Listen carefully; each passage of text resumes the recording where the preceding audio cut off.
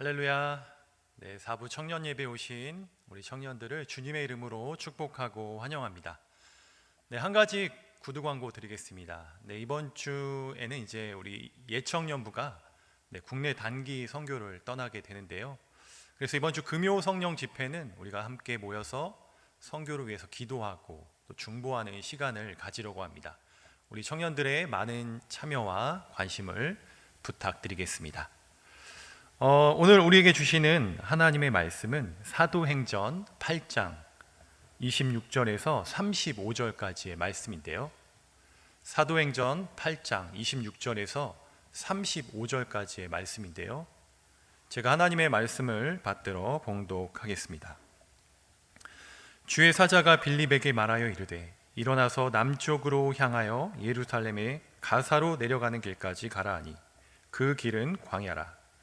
일어나 가서 보니 에디오피아 사람 곧 에디오피아 여왕 간다게의 모든 국고를 맡은 관리인 네시가 예배하러 예루살렘에 왔다가 돌아가는데 수레를 타고 선지자 이사야의 글을 읽더라.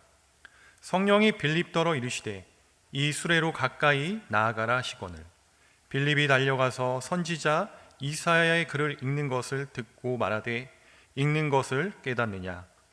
대답하되 지도해 주는 사람이 없으니 어찌 깨달을 수 있느냐 하고 빌립을 청하여 수레로 올라가 같이 앉으라 하니라. 읽는 성경 구절은 이것이니 일러스되 그가 도살자에게로 가는 양과 같이 끌려갔고 털 깎는 자 앞에 있는 어린 양이 조용함과 같이 그의 입을 열지 아니하였도다. 그가 굴욕을 당했을 때 공정한 재판도 받지 못하였으니 누가 그의 세대를 말하리요. 그의 생명이 땅에서 빼앗김이로다 하였거늘 그 네시가 빌립에게 말하되 청컨대 내게 묻노니 선지자가 이 말한 것이 누구를 가리킴이냐 자기를 가리킴이냐 타인을 가리킴이냐. 빌립이 입을 열어 이 글에서 시작하여 예수를 가르쳐 복음을 전하니. 아멘. 오늘 말씀의 시작, 주의 사자가 또 주의 영이 빌립에게 나타나 지시하는 장면으로 시작하고 있습니다.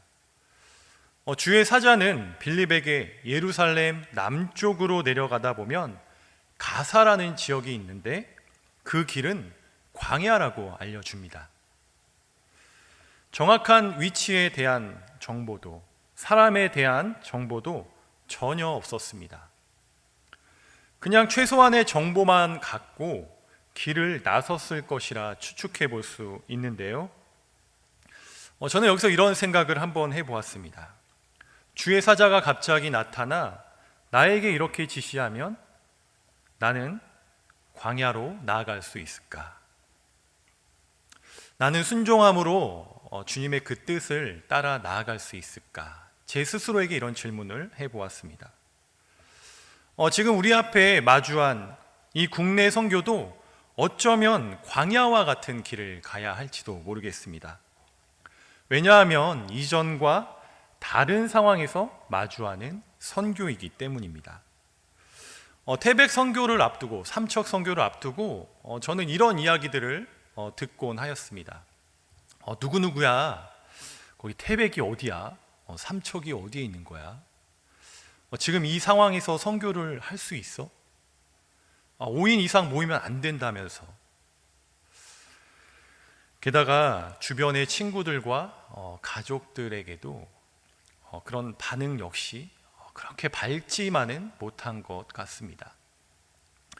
27절 말씀의 서두를 보면 일어나 가서라는 동사의 중첩을 통해 빌립은 주의 사자의 말을 듣고 즉각적으로 바로 움직였다라는 것을 유추해 볼 수 있습니다. 그러니까 빌립은 묻지도 않고 따지지도 않고 즉각적으로 순종하여서 광야로 나아갔다라는 것이죠. 어디로 가야 하는지 무엇을 해야 하는지도 알지 못했습니다. 주님께서 베드로와 아나니아에게도 비슷한 일을 맡기셨습니다. 로마 백부장이었던 고넬료에게 그 집으로 나아가서 복음을 전하라고 하였을 때 베드로는 율법을 들먹이면서 3번이나 거부합니다. 또 아나니아도 주님께서 사울에게 안수하여서 그의 눈을 뜨게 하라고 이야기하였을 때도 아나니아는 이렇게 말하죠. 제가 어떻게 그런 사람에게 나아가서 안수를 할 수 있겠냐? 나는 못하겠다고 이야기합니다. 그러나 빌립은 이 두 사람과 다르게 바로 일어났습니다. 순종했습니다. 우리의 생각으로 계산해 보았을 때는 이것이 이해하려고 해도 또 이해되지 않는 상황이었지만 빌립은 그냥 나아갔다라는 것이죠. 빌립은 한 걸음 한 걸음 광야길을 향해 나아갔습니다. 최소한의 정보와 인원으로 우리도 광야와 같은 이 태백과 삼척으로 나아가야 합니다. 그런 상황임에 분명합니다. 우리의 생각으로 아무리 이해하려고 해도 이해되지 않고 어려운 상황이지만 빌립이 순종함으로 나아갔듯이 우리도 그 길을 우리 청년부도 주님의 말씀에 순종하여서 그곳으로 한 걸음 한 걸음 나아가기를 소망합니다. 그때 우리 주님께서 우리를 인도하여 주시고 또 우리 앞에 일하여 주실 것을 믿고 나아갔으면 좋겠습니다. 아멘. 예수님께서 부활하시고 또 승천하시기 전에 한자리에 모인 제자들에게 말씀하셨습니다. 사도행전 1장 8절의 말씀인데요, 우리가 잘 아는 말씀입니다. 우리 같이 한번 읽어보도록 하겠습니다. 시작. 예루살렘과 온 유대와 사마리아와 땅끝까지 이르러 내 증인이 되리라. 아멘. 이 말인즉슨 복음을 온 세상에 전파하라는 말씀입니다. 사도행전에 보면 유난히 눈에 띄는 단어가 있습니다. 증인이라는 단어인데요, 이 단어가 저는 참 많이 눈에 띄었습니다. 여기서 증인이라는 말은 예수님을 직접 눈으로 보고 만났고 또 그런 사람들을 지칭하죠, 증인을. 근데 예수님께서 하신 사역들과 말씀하신 것들을 세상 가운데 증명하며 살아가야 한다라는 것입니다, 증인은. 근데 하지만 예수님의 제자들, 즉 사도들은 예수님께서 다시 오신다는 그 말만 듣고 예루살렘 안에만 머물렀습니다. 그들이 고의적으로 예수님 말씀에 순종하지 않았을 것이라고 생각하진 않습니다. 단지 주님께서 말씀하신 그 진정한 증인의 삶을 깨닫지 못한 오해에서 비롯되었을 것이라고 저는 생각합니다.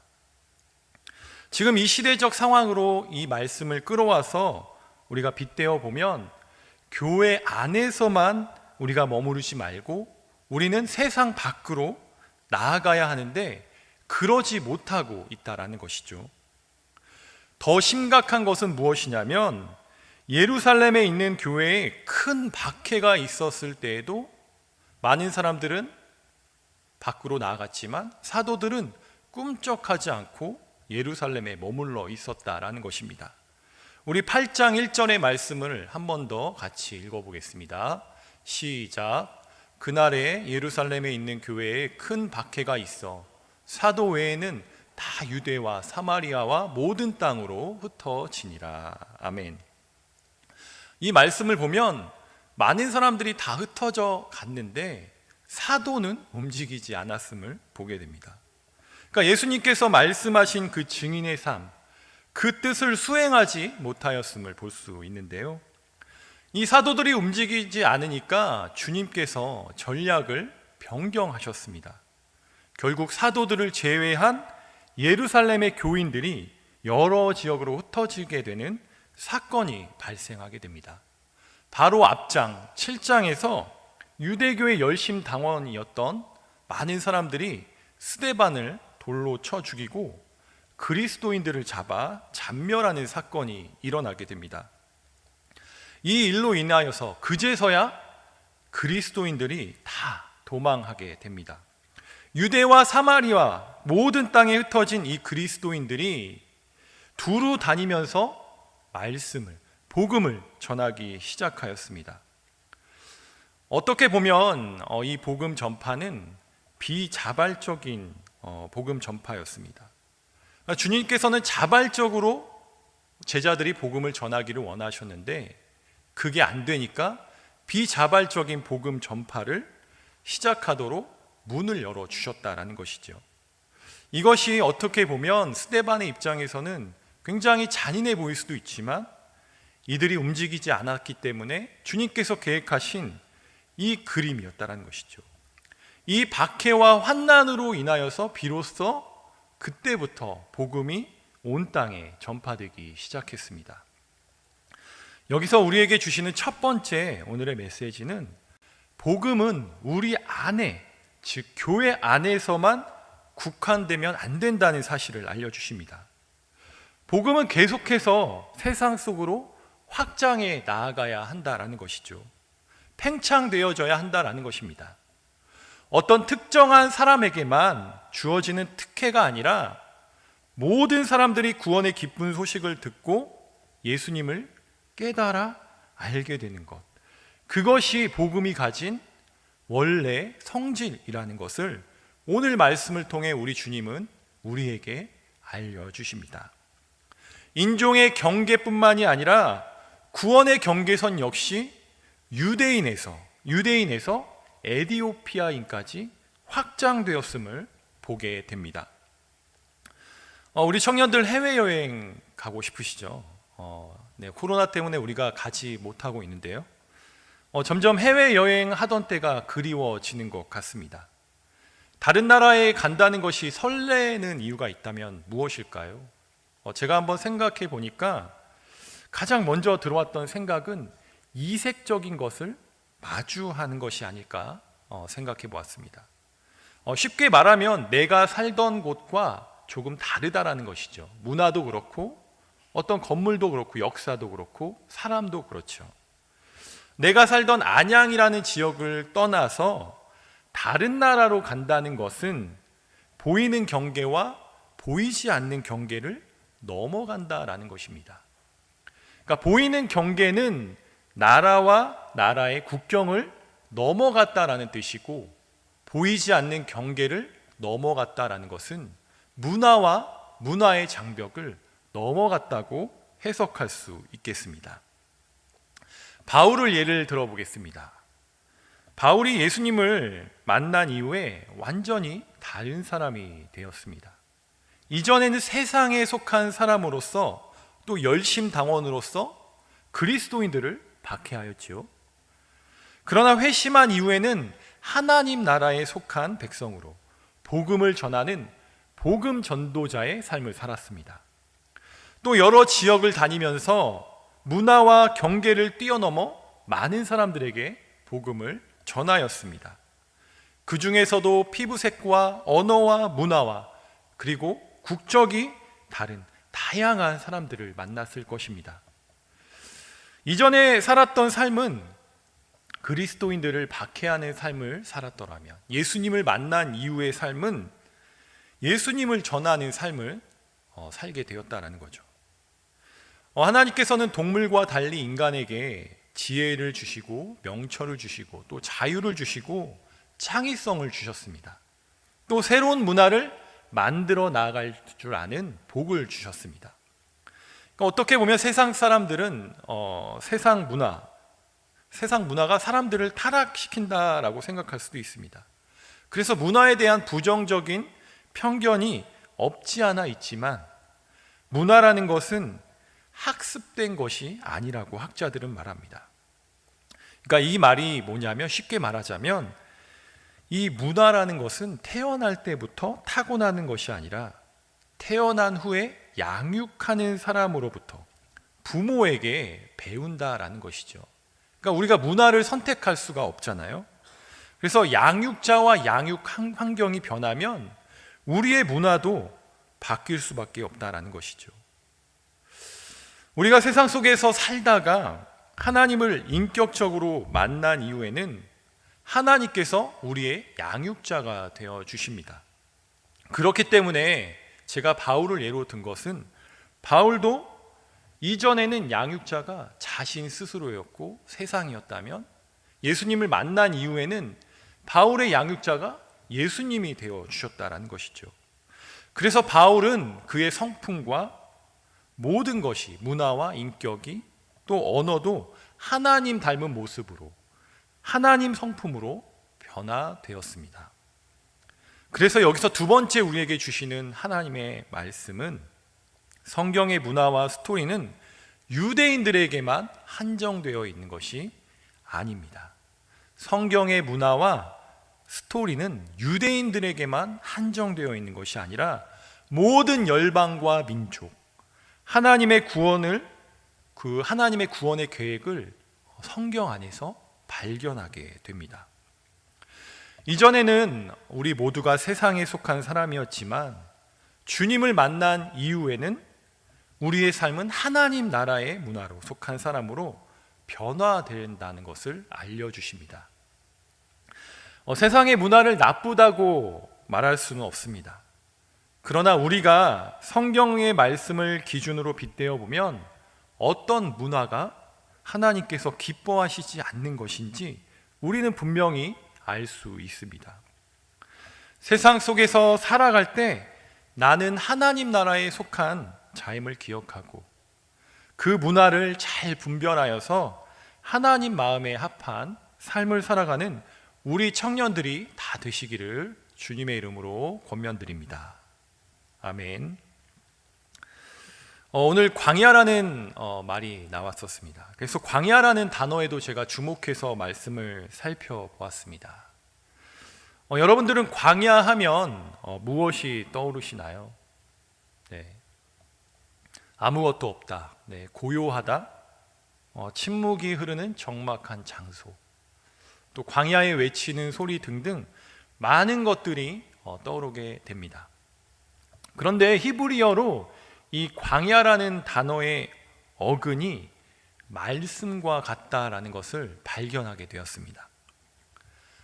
아, 그렇구나. 광야는 하나님의 말씀이 살아 숨쉬는 장소인 동시에 말씀이 선포되어지는 장소임을 깨닫게 되었습니다.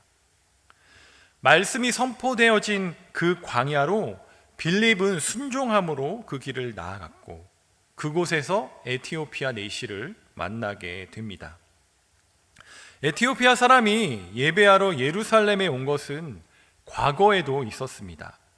에티오피아는 아프리카 대륙의 북동부에 위치한 나라입니다. 그래서 홍해하고 아주 인접해 있는 나라인데요. 또 에티오피아는 모계로 혈통이 이어진 나라로 여왕 간닥에는 왕의 개인 이름이 아니라 왕의 칭호입니다. 이집트의 바로나 로마의 시저 같은 의미겠지요. 그래서 구약 성경에 우리가 한 번쯤은 들어보았을 그 이름 스바, 그러니까 솔로몬의 명성을 듣고 스바의 여왕이 솔로몬을 찾아왔던 기록이 열왕기 상에 나와 있습니다. 그래서 그 지혜에 감동하여서 스바의 여왕이 황금과 보석과 향품을 솔로몬에게 선물을 주었습니다. 우리 열왕기상 10장 9절에서 10절 말씀을 한번 같이 읽어보면 좋겠는데요. 자, 시작. 당신의 하나님 여호와를 송축할지어다. 여호와께서 당신을 기뻐하사 이스라엘 왕위에 올리셨고 여호와께서 영원히 이스라엘을 사랑하심으로 당신을 세워 왕으로 삼아 정의와 공의를 행하게 하셨도다 하고 이에 그가 금 120달란트와 심이 많은 향품과 보석을 왕에게 드렸으니 스바의 여왕이 솔로몬 왕에게 드린 것처럼 많은 향품이 다시 오지 아니하였더라. 아멘. 네, 솔로몬과 스바 여왕 사이에 확실한 것은 그때 이후로 많은 스바 사람들이 유대교를 받아들였고 또 이스라엘의 하나님을 그들이 섬기게 되었고 또 스바에 많은 유대인들이 거주하게 되었다라는 것이죠. 우리나라 기독교 역사와 비교해 보면 에티오피아 기독교 역사는 벌써 2000년이나 되었다라는 것입니다. 그래서 에티오피아에 가보면 고대 기독교 유적들이 아직도 많이 남아 있습니다. 그들은 6월절이나 어떤 절기가 되면 예루살렘까지 약 2000km의 거리를 걸어와서 예배하러 왔습니다. 빌립이 만난 이 내시도 마찬가지로 이 먼 거리를 걸어서 왔겠지요. 이 내시는 왕실의 국가의 모든 재산을 관리하는 자로서 아주 권력이 있는 큰 사람이었습니다. 이런 사람이 뭐가 아쉬워서 무슨 볼일이 있어서 예루살렘까지 왔을까? 묵상하면서 말씀을 살펴보니 말씀에 정답이 있었습니다. 예루살렘의 방문 목적은 바로 예배를 드리기 위함이었습니다. 저는 여기서 한 가지 더 질문이 생겼습니다. 하나님의 성전에 들어갈 수 있는 자, 그 자격을 따져보았을 때 에디오피아 내시는 자격 미달의 사람이었습니다. 왜냐하면 이방 사람인 것도 모자라서 내시였기 때문입니다. 신명기 23장 1절을 보면 남근을 상하게 하거나 베어 거세된 자는 그 아무도 여호와의 총회에 들어올 수 없다고 기록되어 있습니다. 그러니까 이 유대인의 관점에서는 에디오피아 내시는 구원받을 수 없는 존재였습니다. 그러니까 구원받을 수 없는 사람이었겠죠. 그런 사람에게 복음을 전하는 것은 어떻게 보면 유대인들의 관점에서는 시간 낭비였습니다. 그렇게 생각하면서 빌립을 비난하는 사람도 있었을 것입니다. 그래서 어쩌면 성령은 사람들이 다니지 않는 장소, 광야에서 이 빌립을 불러서 복음을 전하게 했을 것이라는 생각도 해보았습니다. 그럼에도 불구하고 많은 사람들의 비난에도 불구하고 빌립은 이방인에게 나아갔고 내시에게 나아가 말씀을 증거하고 예수 그리스도를 가르쳐 복음을 전하는 증인의 역할을 충실히 감당하였습니다. 문화와 나이, 언어 그리고 인종을 뛰어넘어 예수 그리스도의 공동체 안으로 이 에디오피아 내시를 초청하였고 진심으로 그를 환대하였습니다. 어떤 사람들은 이 만남이 우연이라고 말하기도 합니다. 그런데 저는 우연한 만남이 아니라는 것을 이미 말씀을 통해 살펴보았습니다. 주님께서 이방인이었던 이 에디오피아 내시에게 복음을 전할 수 있는 기회를 주셨습니다. 빌립은 그 기회를 놓치지 않았고 주저하지 않고 그 광야로 나아가 복음을 전하였다라는 것이죠. 우리 30절 말씀을 같이 한번 읽어보겠습니다. 빌립이 달려가서 그 사람이 예언자 이사야의 글을 읽는 것을 듣고 지금 읽고 있는 것을 이해하십니까? 라고 물었습니다. 그가 개인적 자격으로 예루살렘까지 왔는지 아니면 믿는 사람들의 대표로 예루살렘에 왔는지는 알 수 없습니다. 그런데 어찌 되었던 그가 성경 두루마리를 아무나 가질 수 없는 그 시대에 이사야 말씀을 가지고 있었다라는 것은 또 먼 길을 예배하러 왔다라는 것은 이 두 가지 사실로만 보았을 때에도 그의 신앙이 얼마나 진실한가를 엿볼 수 있었습니다. 그러니까 이 사람은 이미 복음에 대해서 마음의 문이 열려 있었고 말씀의 뜻이 무엇인지 궁금해하고 있었습니다. 31절 말씀입니다. 제가 읽겠습니다. 그는 가르쳐주는 사람이 없는데 제가 어떻게 이해할 수 있겠습니까? 라고 대답했습니다. 그러니까 그는 지금 말씀에서 가르쳐주는 사람이 없어서 깨닫지 못했다고 솔직하게 말하고 있습니다. 그때 빌립은 그에게 다가가 입을 열어 예수님을 증거하기 시작했습니다. 빌립은 실제로 예수님을 눈으로 본 사람이었습니다. 예수님께서 죽으시고 부활하시고 승천하신 그 모든 사건들을 직접 눈으로 본 목격자였습니다. 자신이 본 것들, 자신이 경험한 예수님을, 예수님께서 이 땅에 그리스도로 메시아로 오셨음을, 또 예수님을 믿기만 하면 구원이라는 값진 선물을 받을 수 있다는 얘기를 에디오피아 내시에게 해주었을 것입니다. 먼저 주님을 만난 자로서 내가 만난 주님을 그 사람에게 전한다는 것, 내가 본 사실 그대로 전달하는 것이 바로 증인이라는 것입니다. 우리 여기에 있는 우리 청년들은 이미 예수님을 만났습니다. 먼저 된 자로서 우리는 이 일의 다 증인이라고 말할 수 있겠지요. 지난 10여 년간 우리는 진도 선교를 하였습니다. 그리고 코로나 때문에 작년에는 선교를 하지 못하였지만 다시 우리가 강원도 태백과 삼척 지역으로 이제 나아갑니다. 오늘 말씀 제목과 같이 우리는 강원도 태백과 삼척의 증인으로, 목격자로 예수님을 증거하기 위해 나아갑니다. 강원도 태백과 삼척 지역은 상대적으로 다른 지역에 비해 고립되어 있습니다. 아직도 복음을 듣지 못한 많은 사람들이 살아가고 있습니다. 또 복음의 기쁜 소식을 듣기를 원하는 사람들이 많이 있을 것입니다. 혹시라도 마음에 내가 복음을 어떻게 전할까? 이 코로나 시기에 과연 가도 될 것인가? 부담이 되는 청년들도 있을 것이라고 생각합니다. 그러나 빌립이 성령에 이끌려 그 광야를 정말 일어나서 바로 나아갔듯이, 또 성령에 이끌려 복음을 전하러 나아갔듯이, 또 복음의 빌립이 복음을 전하기도 전에 이미 그의 마음이 열려 있었듯이 우리가 만나는 사람들의 마음과 또 우리의 환경도 이미 다 열려 있을 것이라고 저는 믿습니다. 그래서 우리 마음 가운데 있는 부담감을 다 털어내 버리고 우리가 믿음으로 빌립과 같이 담대함으로 나아가면 좋겠습니다.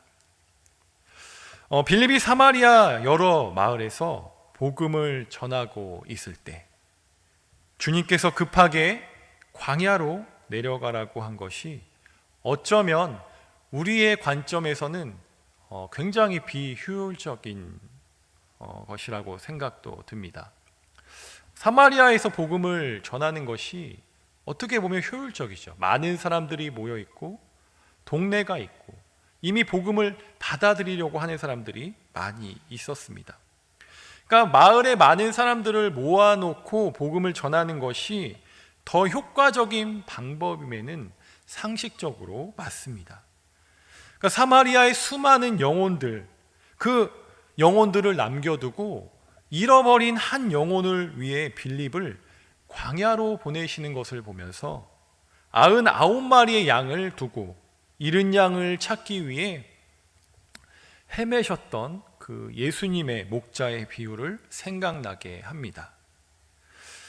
이 말씀을 보면서 마지막으로 우리에게 주시는 하나님의 말씀은 아직도 여전히 복음을 알지 못하고 듣지 못한 사람들에게 우리는 복음을 전해야 한다라는 것을 깨닫게 됩니다.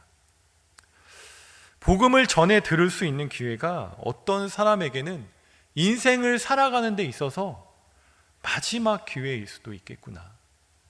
이 에디오피아 내시도 빌립이 아니었으면 그 누구에게도 복음을 들을 수 없었습니다. 이 잃어버린 한 영혼을 구하기 위해서 빌립을 광야로 보내신 그 주님의 모습을 보면서 한 영혼을 사랑하시는, 한 영혼을 구원하시기 위한 그 하나님의 열심을 발견하게 되었습니다. 그렇다면 우리가 나아가는 그 마음과 자세는 어떠해야 할까요? 사람의 숫자나 효율성에 연연해하면 안 된다라는 것입니다. 하나님께서는 한 영혼, 한 사람을 위해서 특별한 만남을 준비하십니다. 찬양팀 앞으로 나와주세요. 비록 짧은 시간이었지만 성령께서 예비하신 그 에디오피아 내시와 같이 우리를 환대하며 복음의 소식을 기다리는 사람들이 있을 것이라고 믿고 우리도 이제 강원도 삼척과 태백으로 나아갑니다. 사실 청년들에게 같이 가자고 권면하는 것이 저도 굉장히 부담스럽습니다. 이 코로나 시대 가운데 우리가 믿음으로 그냥 나아가자라고 하는 것이 어떻게 보면 무책임해 보일 수도 있습니다. 그러나 빌립과 같이 그 광야길을 한 걸음에 달려 나아갔듯이 그 믿음을 바라보고 우리도 그렇게 나아가기를 소망합니다. 우리가 그렇게 믿음으로 나아갈 때 하나님께서 우리의 발을 사슴과 같게 하사 태백 삼척 이곳 곳곳에 복음을 전하는 아름다운 발로 우리를 사용하여 주실 것을 믿습니다. 두려운 마음들 다 내려놓고 걱정하는 마음 다 내려놓고 우리는 그저 주님을 따라 나아가는 우리 안양제일교회 청년들이 다 되시기를 소망합니다. 우리 이 시간 찬양하며 나아가도록 하겠습니다.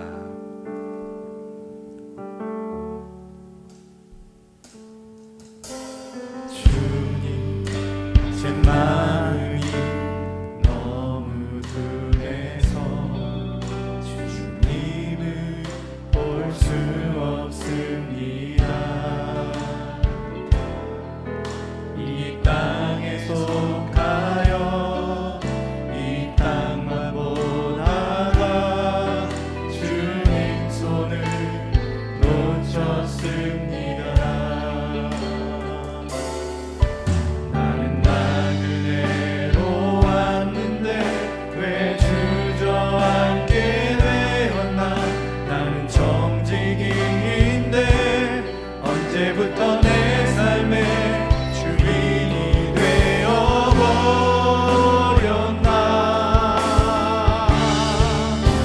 믿음이 없이는 기쁘시게 못하나니 고된 수고도 값없을 뿐이라. 믿음이 없어서 무너진 삶의 모든 자리에 다시 주님을 기다리는. 믿음이 없이는 기쁘시게 못하나. 주를 찾는 자 반드시 만나리. 믿음이 없어서 무너진 삶의 모든 자리에 다시 주님을 기다립니다. 믿음이 없이는 믿음이 없이는 기쁘시게 못하나니 고된 수고로 값없을 뿐이라.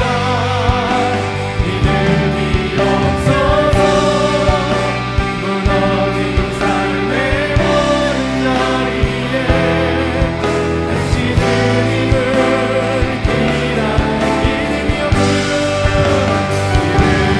없이는 기쁘시게 못하나니 주를 찾는 자 반드시 만나리. 믿음이 없어서 무너진 삶의 모든 자리에 다시 주님을 기다립니다.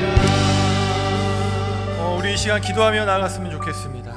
지금은 그 어느 때보다 주님의 지혜가 절실하게 필요한 때입니다.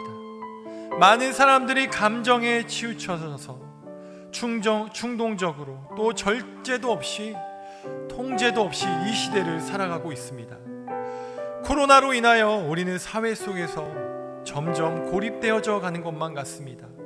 코로나로 만나지도 못하는데 무슨 선교냐 하며 어떻게 해야 할까? 무엇을 해야 할까? 마음속에 염려 아닌 염려가 있을 수도 있습니다. 그래서 더욱 지혜가 필요합니다.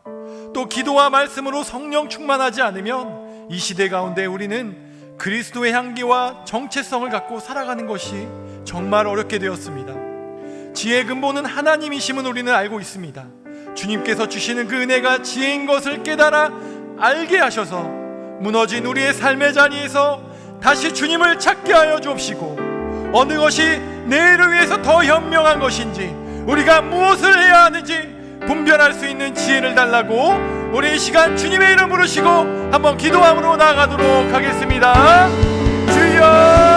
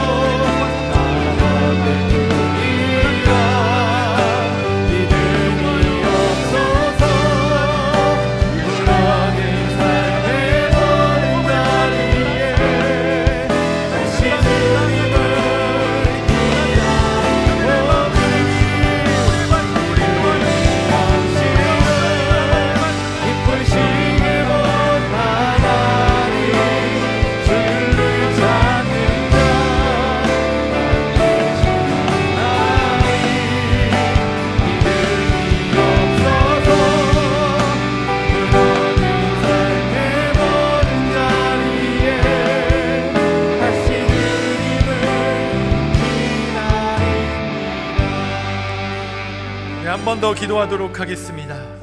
하나님, 우리에게 지혜를 주셔서 이 세상을 살아갈 수 있는 힘과 능력을 더하여 주시옵소서. 이 시대에 아무도 하지 않으려는 이 선교를 감당하며 안양제일교회 청년부가 나아갑니다. 앞이 깜깜하여 보이지 않는 이 상황 가운데 우리가 믿음으로 광야로 나아갑니다. 에디오피아 내시와 같이 어떤 사람들에게는 이번이 복음을 들을 수 있는 마지막 기회임을 알기에 순종하는 마음으로 나아갑니다. 잃어버린 한 사람을 위해서 기꺼이 하나님 앞에 증인으로 나아가는 우리 청년들의 발걸음을 인도하여 주시옵소서. 우리의 안전을 지켜 주시옵소서. 우리 안양제일교회 예청년부 선교를 위해서 이 시간 주님의 이름으로 부르시고 한번 기도하도록 하겠습니다. 주여,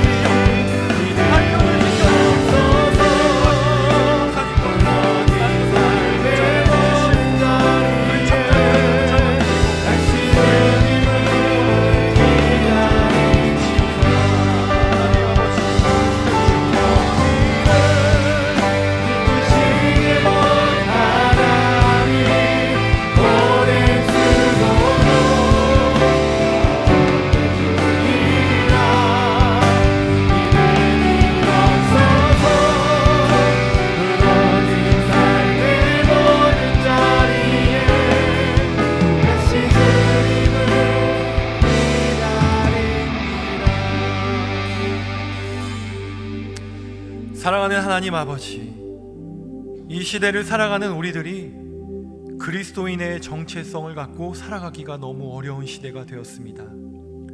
세상은 기독교를 조롱하고 비난하지만 우리가 하나님의 이름을 부끄러워하지 않게 하시고 넘어지지 않는 믿음을 허락하여 주시옵소서.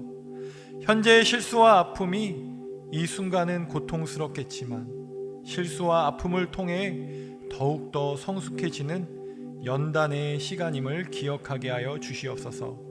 반드시 피할 길을 내어주시고 선한 길로 인도하여 주시는 하나님을 믿고 신뢰하는 우리 모두 다 되게 하여 주시옵소서. 우리 모든 청년들 행복한 인생 다 되게 하여 주시옵소서.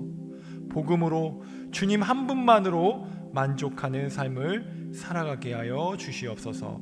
감사드리오며 존귀하신 예수님 이름으로 기도드립니다. 아멘. 모두 자리에 일어나셔서 오직 믿음으로 찬양하며 나가도록 하겠습니다.